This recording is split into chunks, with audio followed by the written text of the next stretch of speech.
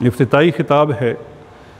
ہمارے اجتماع کا مقصد مقرر مربی ہیں امیر تحریک اسلامی پاکستان محترم حافظ ڈاکٹر سید زاہد حسین صاحب، ان کی خدمت میں گزارش کروں گا کہ وہ تشریف لائیں اور ہمارے اجتماع کا مقصد کے موضوع پر ہم سے خطاب فرمائیں۔ السلام علیکم ورحمۃ اللہ۔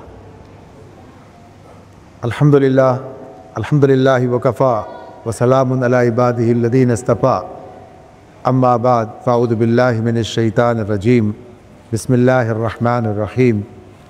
یسبح للہ ما فی السماوات وما فی الارض الملک القدوس العزیز الحکیم، هو الذی بعث فی الامیین رسولا منہم یتلو علیہم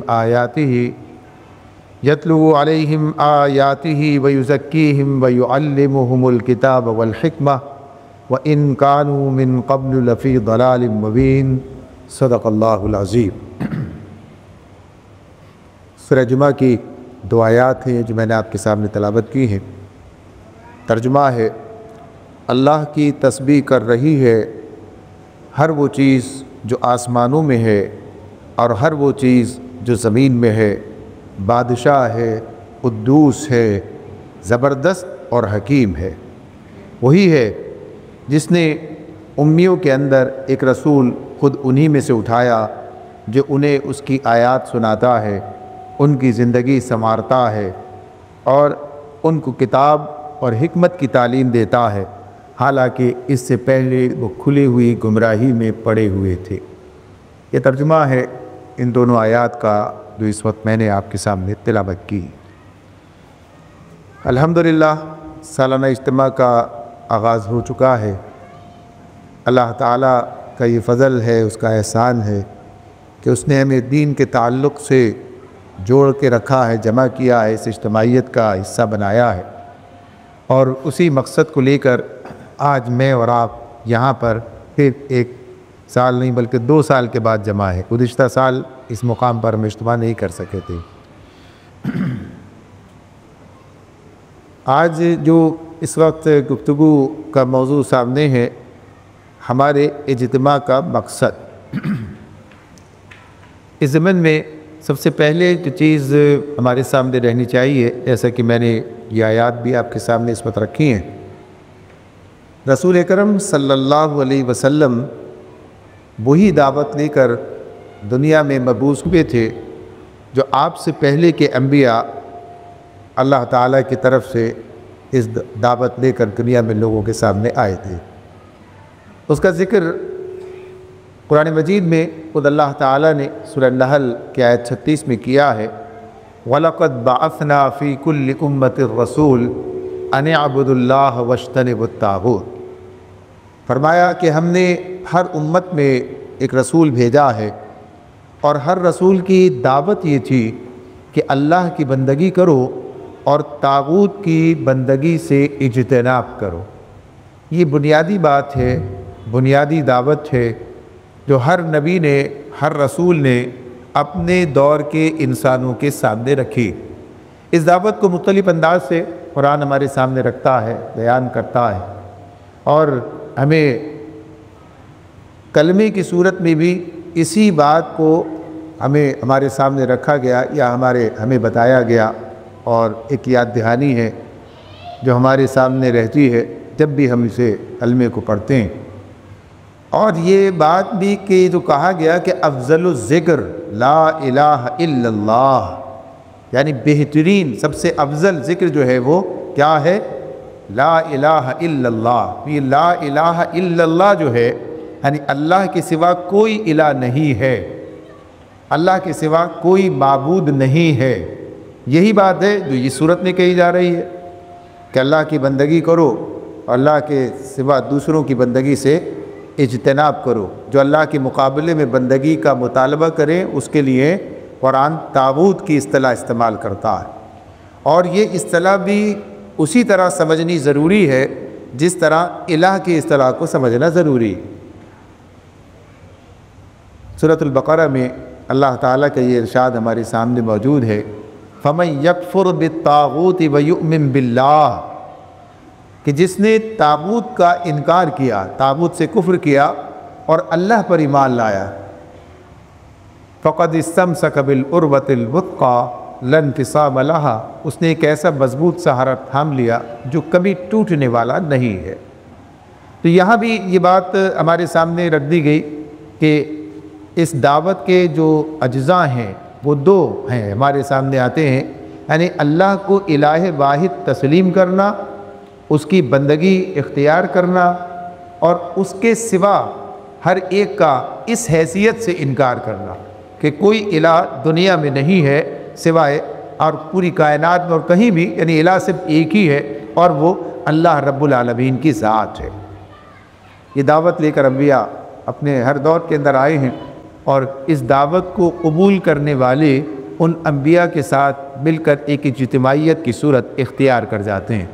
تو نبی اکرم صلی اللہ علیہ وسلم نے بھی دعوت کو قبول کرنے والے، یہی اللہ کی وحدانیت اور اس کی بندگی کی جو دعوت دی جا رہی تھی، اسے قبول کرنے والوں کو اجتماعیت کی لڑی میں پرویا، اور اسی کے ساتھ ساتھ پھر جو کام کیا گیا اسے ان دو آیتوں میں نے جو دوسری آیت سورہ جمعہ کی ہے، اللہ کی وحدانیت تو پہلی آیت کے اندر بیان کی گئی ہے، اور دوسری آیت کے اندر وہ بات، وہ کام بتایا گیا کہ جو نبی اکرم صلی اللہ علیہ وسلم نے اس اجتماعیت کے حوالے سے کیا، یعنی تلاوت آیات، تعلیم کتاب و حکمت اور تزکیہ۔ یہ وہ بنیادی کام ہے جو رسول اکرم صلی اللہ علیہ وسلم کے حوالے سے قرآن مجید میں اللہ تعالیٰ نے کئی مرتبہ ہمارے سامنے رکھا۔ یقینی طور پر یہ کام کن کے ساتھ ہے، کن کو بنیاد بنا کر یہ کام کیا جا رہا ہے؟ انہی لوگوں کو جو نبی اکرم صلی اللہ علیہ وسلم پر ایمان لائے ہیں۔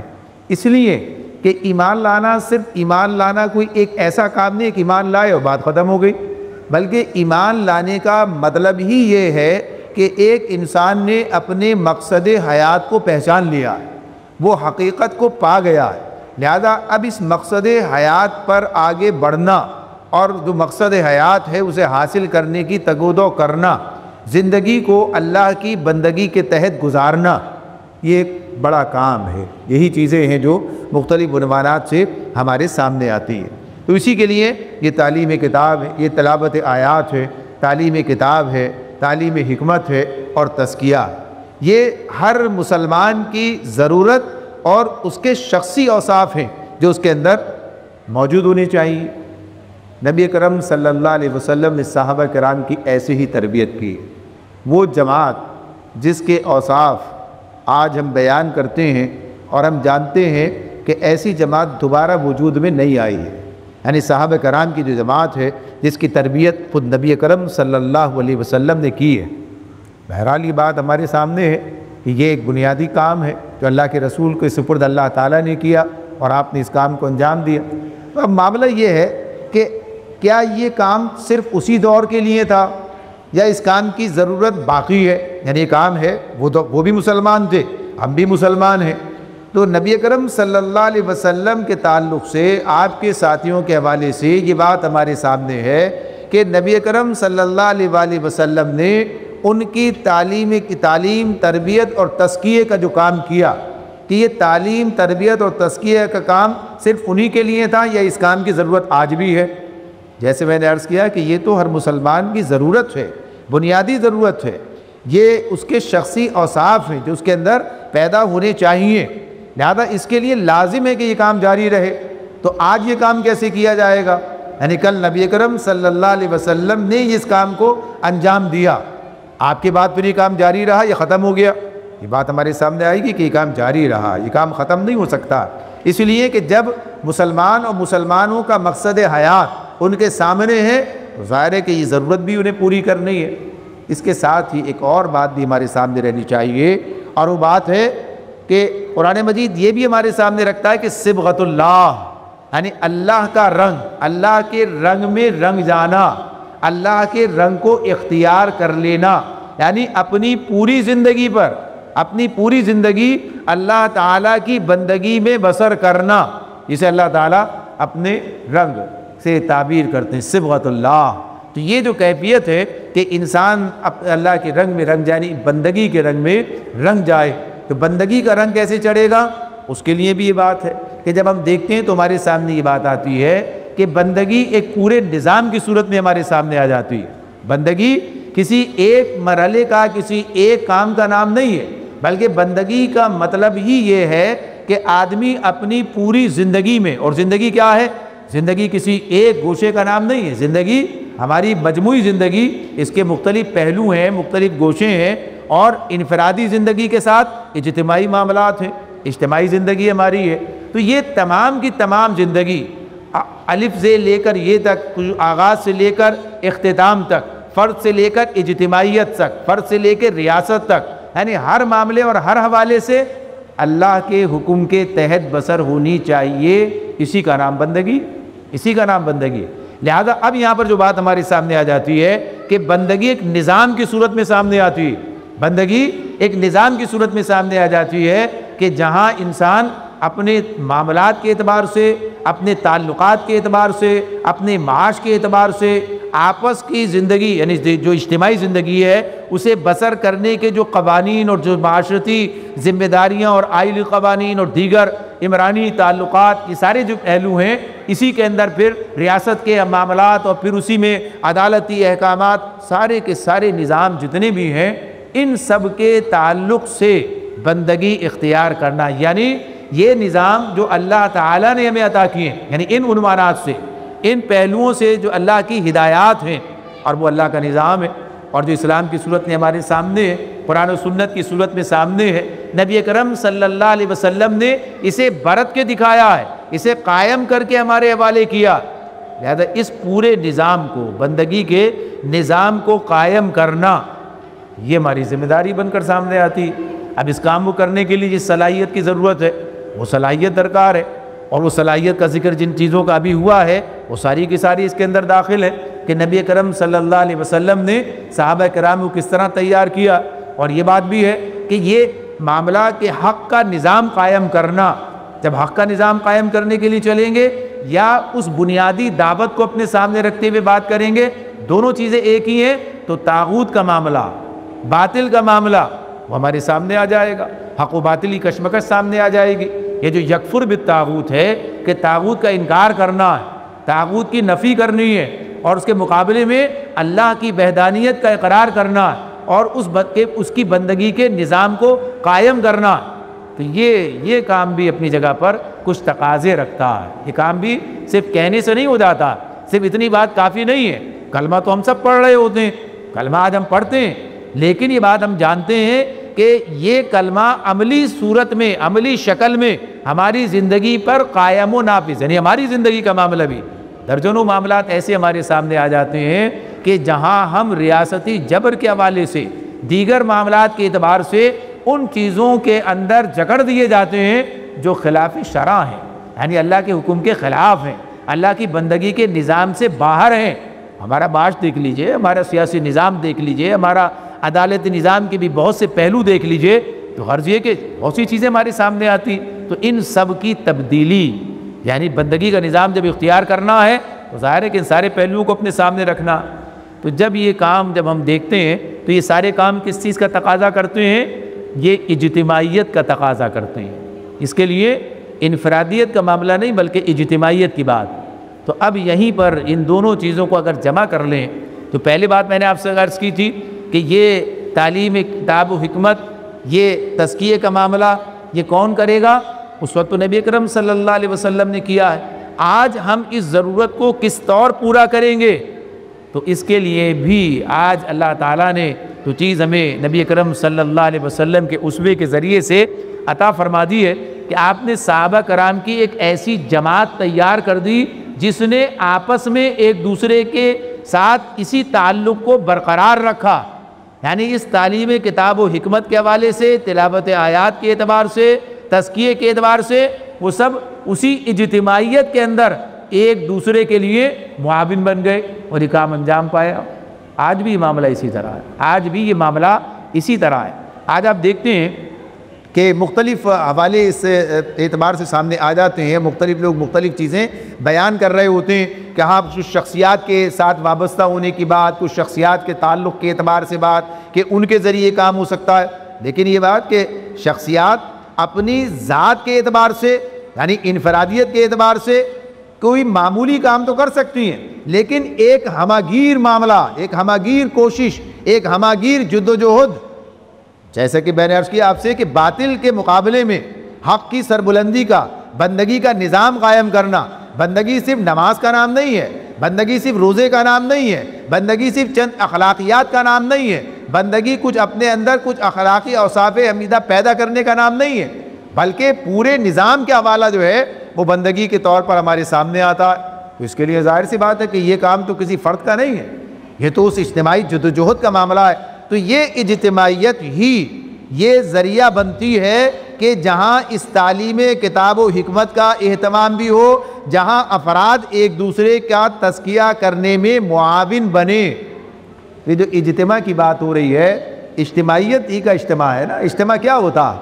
اجتماع اجتماعیت سے ہے، یعنی اجتماعیت یہ کوئی بھیڑ نہیں ہے، بلکہ کیا ہے یہ ایک اجتماعیت کا اس میں جو افراد موجود ہیں ان کا ایک اجتماع ہے اور اس کا ایک مقصد ہے۔ تو یہ مقصد ہمارے سامنے رہنا چاہیے۔ تو یہ ایک بنیادی بات ہے جو ہر اجتماع کے حوالے سے ہمارے سامنے موجود رہنی چاہیے۔ لہذا آپ دیکھتے ہیں کہ جناب بلایا اور بلانے کے بعد تقریریں شروع ہو گئی، تلاوت قرآن مجید ہو گئی، اس کا ترجمہ پیش کر دیا گیا، ایک تقریر دوسری تقریر، مذاکرہ فلاں، یہ مختلف چیزیں آپ کے سامنے آ رہی ہیں۔ یہ کیا چیز ہے؟ یہ بہرحال یہ علم کی منتقلی کا معاملہ، اس میں تلاوت آیات بھی ہے، اس میں تعلیم کتاب و حکمت بھی ہے، یعنی یہ سارا معاملہ بھی ہمارے سامنے آئے گا۔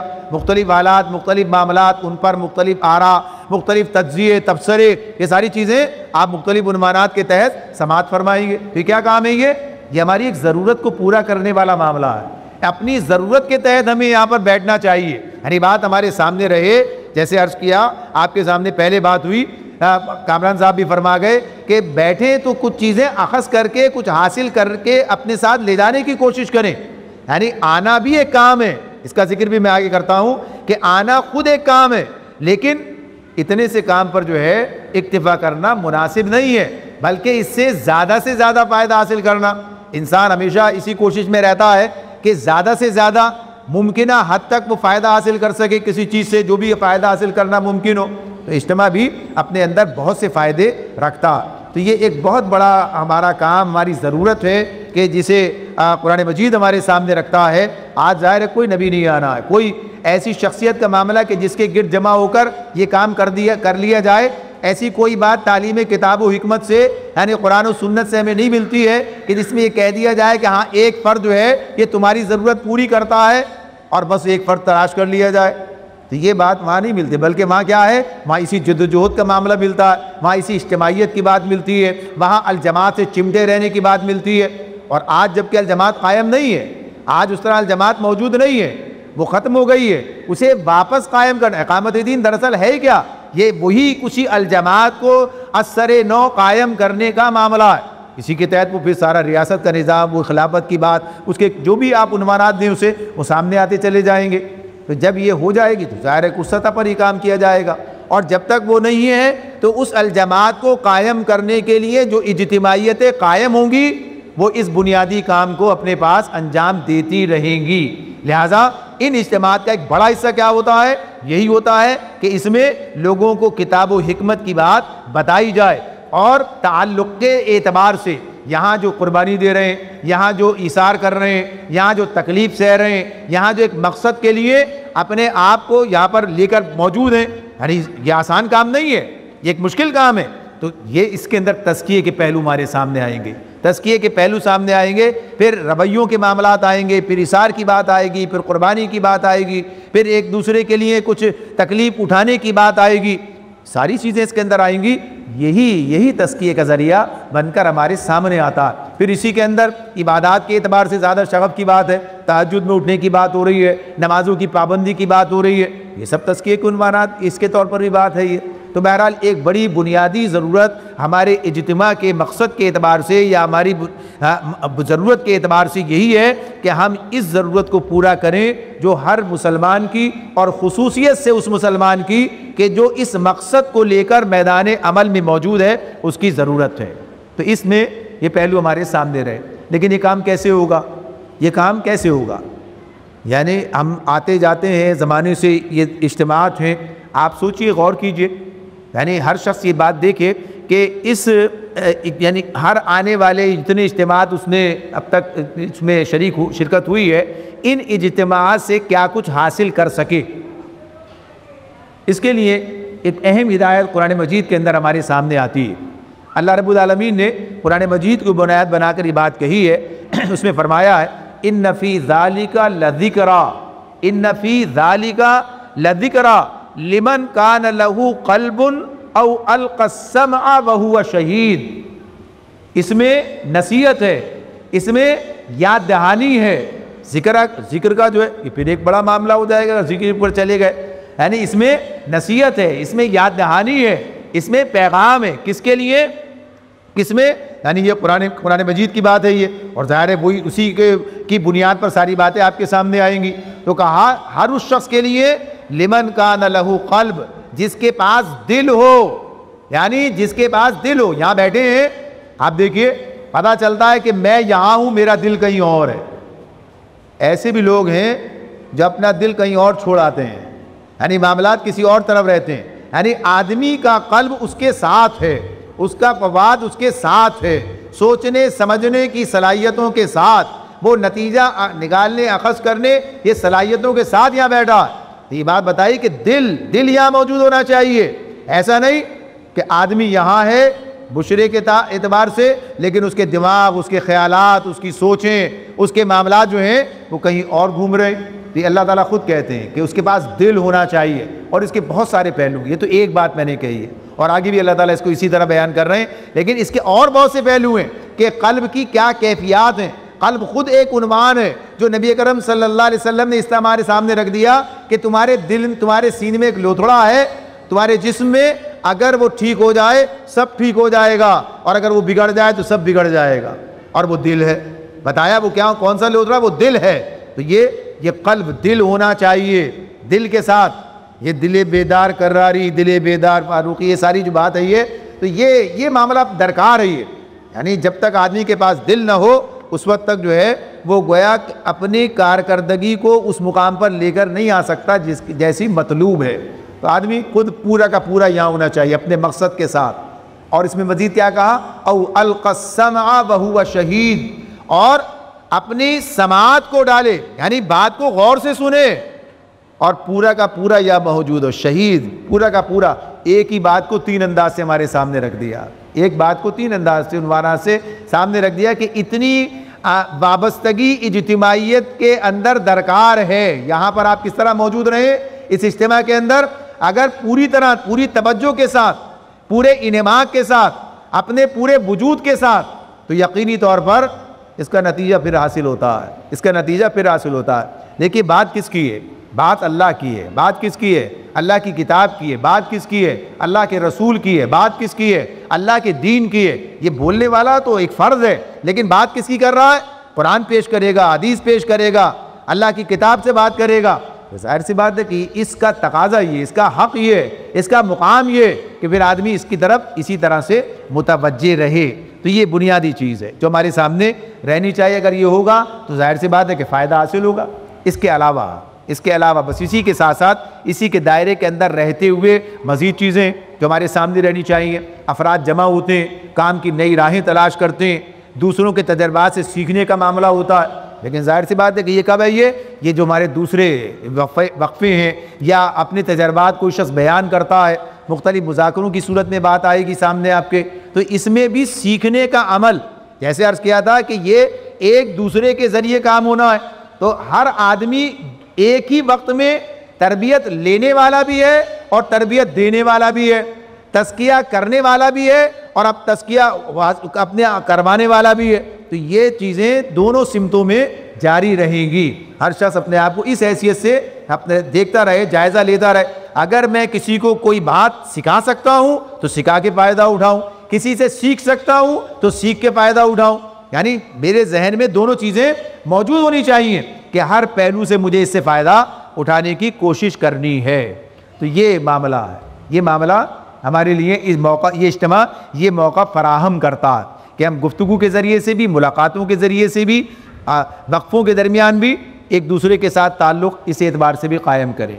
اور پھر ایک اور بات جسے علامہ نے کہا تھا جذب باہم جو نہیں محفل انجم بھی نہیں، یعنی جذب باہم کو پیدا کرنا، جذب باہم یعنی تعلق کی بات، کہاں کہاں سے لوگ آئے ہیں، کہاں کہاں سے کون کتنے دنوں کے بعد کس سے ملا ہے، یعنی ایک تعلق کی بات، ایک محبت کی بات، ایک ہم آہنگی کی بات، ایک ملت کا تصور، ایک جماعت کی بات، یعنی یہ کیفیت جس طرح کی درکار ہے، جس طرح کی درکار ہے، قرآن سنت اس معاملے میں ہماری رہنمائی کرتے ہیں کہ اہل ایمان کے آپس کے تعلقات کی نوعیت کیا۔ ظاہر ہے کہ جب یہ بھائی اتنے عرصے کے بعد ایک دوسرے سے ملتے ہیں تو پھر کیا کیفیت ہونی چاہیے، پھر ان کے درمیان تعلق کی نوعیت کیسی ہونی چاہیے۔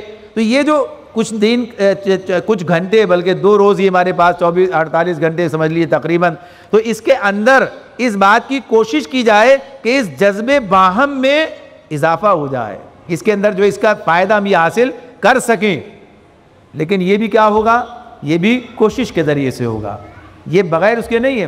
ہوتا یہ ہے بعض اوقات کہ ہم اپنے یعنی جن کے ساتھ تعلق ہے، دوستی ہے، زیادہ قربت ہے، بس ان کی طرف زیادہ توجہ ہے، باقی لوگوں کے ساتھ جو ہے ان سے استفادے کی اس طرح بات نہیں ہوتی۔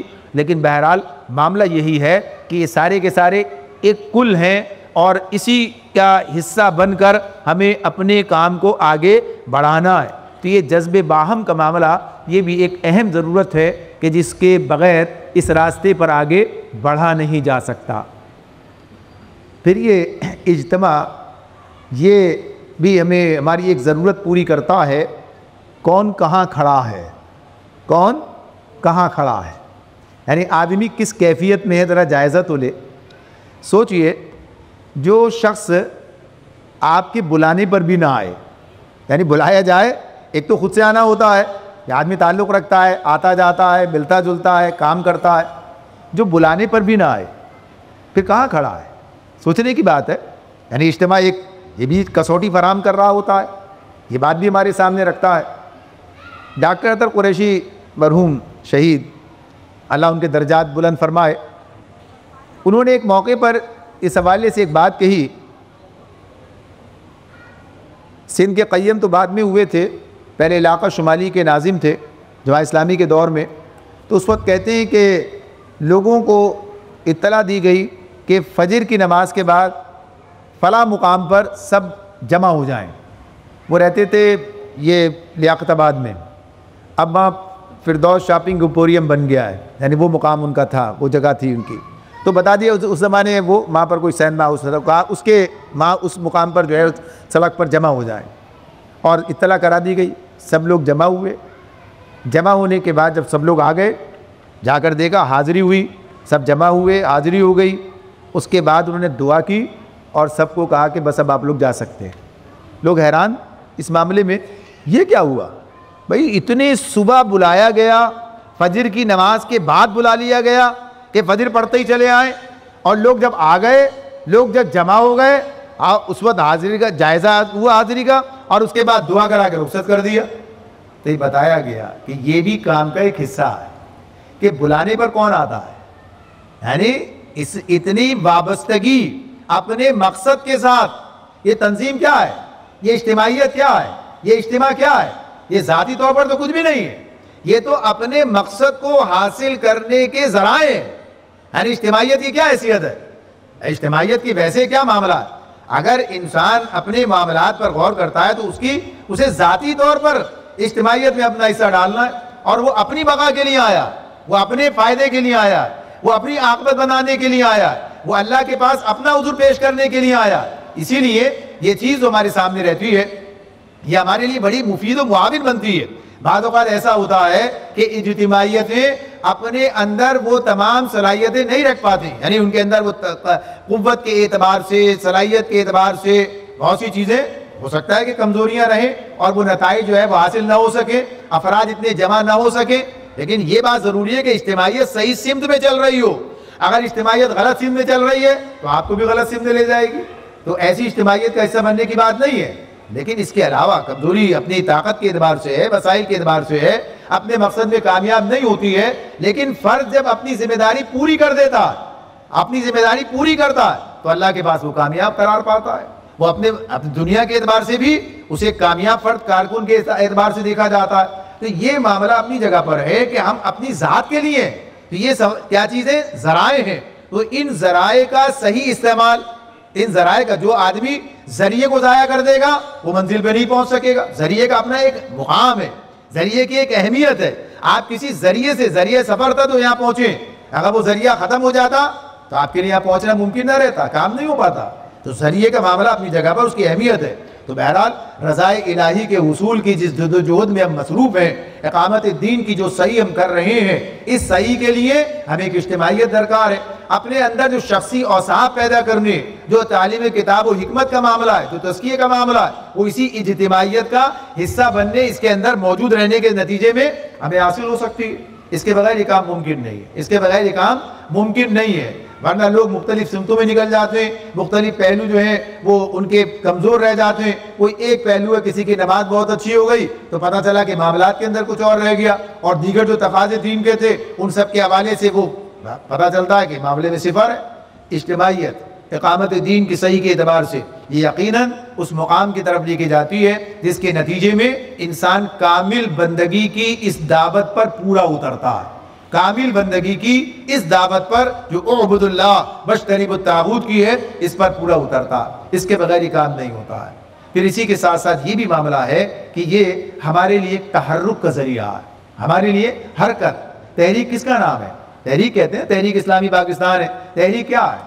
تحریک تحرک کی بات ہے، جس میں حرکت نہ ہو. جمود، حرکت، تحریک اور جمود دو متضاد چیزیں ہیں نا. کہ اگر جمود آ جائے، اگر جمود داری ہو جائے، ظاہر سی بات ہے کہ پھر کوئی کام نہیں ہو سکتا. تو تحریک تحرک کا تقاضا کرتی ہے، تحریک تحرک کا تقاضا کرتی ہے. لہذا وہ ایسے کام جو اس کی ضرورت بھی ہے، اور وہ ان ضرورتوں کو مختلف مواقع پر پورا کرنے کے لیے مختلف پروگرام بناتی ہے، مختلف مہمات چلاتی ہے، مختلف اجتماعات منعقد کرتی ہے، لوگوں کو ادھر سے ادھر اور ادھر سے ادھر گردش دیتی ہے. یعنی سارے کام ہیں. قرآن مجید میں اللہ رب العالمین نے اہل ایمان کی ایک صفت یہ بیان کی، السائحون، زمین میں گردش کرنے والے. مولانا نے سورہ توبہ کی آیت 112 میں یہ عنوان موجود ہے، تو اس میں کہا گیا سائحون، تو مولانا نے اس کا ترجمہ اللہ کی خاطر زمین میں گردش کرنے والے کیا. یعنی اس مقام پر اس کو دیکھیں وہ کیا ہے؟ وہ یہی ہے کہ جب زمین میں چلنے پھرنے کا، گردش کرنے کا، سفر کا یہ مواقع میسر ہوں گے، حاصل ہوں گے، یہ کام ہوگا. ورنہ تو ظاہر سی بات ہے کہ جب یہ چیزیں موجود نہ ہو، آدمی اجتماعیت کا حصہ نہ ہو، جب مقصد کے لیے اجتماعیت پروگرامات نہ کرے، جب وہ اس کے لیے تگ و دو نہ کرے، کوششیں نہ کرے، اس کے پاس کوئی تحرک کا کوئی ذریعہ نہ ہو، تو لوگ جو ہے پھر جمود کا شکار ہو جائیں گے. اور جمود کا شکار ہونے کے بعد ظاہر کارکردگی صفر ہو جائے گی. تو اس اعتبار سے بھی یہ ہماری ضرورت ہے، بنیادی ضرورت ہے کہ یہ تحرک لوگوں کے اندر موجود رہے. آج یہ بات بھی ہوتی ہے، آج بہت سے لوگ یہ بات کہتے ہیں بھئی آج کا جو زمانہ ہے، آج آپ زمانے کو دیکھیے، اس زمانے کے اندر ساری چیزیں آن لائن ہو رہی ہیں. آج آن لائن کے سارے معاملات جو ہیں اس طریقے سے ہو رہے ہیں. لیکن اس کا جو نتیجہ ہے، اس کے جو ظاہر ہے کہ ہر کام میں کچھ فائدے بھی ہوتے ہیں، ہر کام میں کچھ فائدے ضرور ہوتے ہیں. جو لوگ آج گھروں سے بیٹھ کے کام کر رہے ہیں ان سے پوچھئے، جو کل پہلے دفتروں میں جائے کام کر رہے تھے، اب یہ آن لائن کام ہو رہا ہے، یہ ہوم بیس کام ہو رہا ہے، دیگر چیزیں ہو رہی ہیں. یہ بھی لوگ اپنے اپنے فائدے کے لیے کام کر رہے ہیں. یعنی جو مقاصد ہیں سرمایہ دار کے، دیگر اس کے، تو ہر معاملہ اس اعتبار سے نہیں ہے. ہر پہلو اس حوالے سے دیکھا اور ناپا اور تولا نہیں جا سکتا. پھر یہ بھی کل کے کوئی کہہ دے گا کہ بھائی آپ گھر میں بیٹھ کر، سردی کا زمانہ ہے، بہت سخت سردی پڑ رہی ہے، یا بہت سخت گرمی پڑ رہی ہے، یا کوئی اور جو مسئلہ درپیش ہے، لہذا کوئی آن لائن طریقہ اختیار کر کے ہر آدمی امام کے پیچھے کھڑا ہو جائے اور نماز پڑھ لے، کام ختم ہو جائے گا. یہ کام ہو سکتا ہے نا؟ حج کر رہے ہیں لوگ، یعنی حج کرنے کے لیے وہاں جانا اتنا بڑا معاملہ ہے، اتنی بڑی کوشش ہے، اتنی بڑی محنت ہے، اتنا خرچہ ہے، کوئی کم خرچہ ہے؟ یعنی آپ دیکھیے، خواہش سب کی ہے، جانا چاہتے ہیں، کام کرنا چاہتے ہیں، چلو یہ کام بھی کر لیا جائے، کیا مسئلہ ہے؟ یہاں بیٹھ کے آپ سارا اس سے زیادہ بہتر دیکھ رہے ہوتے ہیں. یعنی حجاج عرفات کے میدان میں بہت کم ہے جو مسجد نبوی پہنچتے ہیں، جو وہاں خطبہ سن رہے ہوتے ہیں. آپ یہاں گھر بیٹھ کے اپنے جو ہے موبائل میں یا ٹی وی میں جو ہے اس خطبے کو سن رہے ہوتے ہیں، اس مسجد نبوی کو دیکھ رہے ہوتے ہیں، آپ صفات کے جو میدان عرفات چپے چپے کو دیکھ رہے ہوتے ہیں. یعنی یہ کام تو زیادہ بہتر طریقے سے ہو رہا ہے. لیکن ظاہر ہے کہ ہم سب کو پتہ ہے کہ یہ چیز جو ہے، یہ چیز مطلوب نہیں ہے، یہ غلط ہے. یعنی تو اسی اعتبار سے جہاں فرد درکار ہے تو یہ ٹھیک ہے، مفید ہے، معاون ہے، چیزوں کو معاون بنایا جائے، نہ کہ ان چیزوں کو ہی سب کچھ سمجھ لیا جائے۔ یہ چیزوں کو معاون بنانا یہ اپنی جگہ ایک کام ہے، لیکن چیزوں کو وہ سب کچھ وہی سمجھ لینا یہ نقصان کا سودا ہے۔ تو آپ کے سامنے بات ہے یہ، اب آپ کہیں بھائی یہ تو عبادات کا نظام ہے، تو یہ بھی عبادت ہے، یہ بھی کچھ اور نہیں ہے، یہ بھی عبادات کا نظام ہے۔ معاونت کے لیے یہ ذرائع اختیار کیے جائیں، لیکن سب کچھ انہیں کو سمجھ نہ لیا جائے، بلکہ یہ جو جسے کہتے ہیں نا، یہ جو آنکھوں سے آنکھوں کا رشتہ ہے، یہ جو گفتگو اس انداز سے کی جاتی ہے، یہ جو آدمی کے سامنے بیٹھا ہے اور اس سے جو کچھ وہ حاصل کرتا ہے، یعنی یہ معاملہ بڑا اہم ہے، یہ معاملہ بڑا اہم ہے، اس کو نظر انداز نہیں کیا جا سکتا ہے۔